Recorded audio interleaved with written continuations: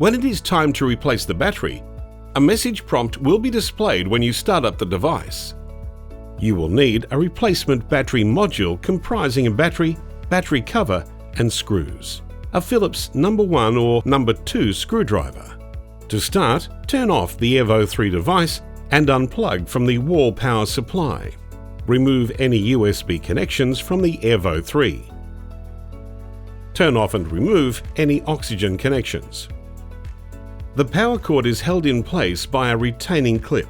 Remove the retaining clip by loosening one screw on the bottom of the Airvo 3, holding the clip in place. Slide the retaining clip up and away from the Airvo 3 body to remove it. Tilt the power cord towards the rear of the unit. Grip the connector to remove the power cord. Remove the battery module by loosening the two screws on the bottom of the Airvo 3 that holds the battery module in place.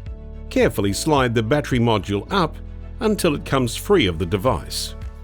Install the new battery module by sliding it into the slot on the back of the Airvo 3 until the top of the wings containing the screw holes are flush with the bottom of the Airvo 3 case. Secure the battery module in place with the two screws. Do not over-tighten. Take care not to damage the internal wiring when you install the new battery module. Insert the plug on the end of the power cord into the power socket on the back of the Airvo 3. Slide the retainer back over the power cord and secure it in place with the screw. Do not over-tighten. Ensure the top of the retainer is flush with the body of the Airvo 3. Follow your hospital protocols and record the replacement date in your service log.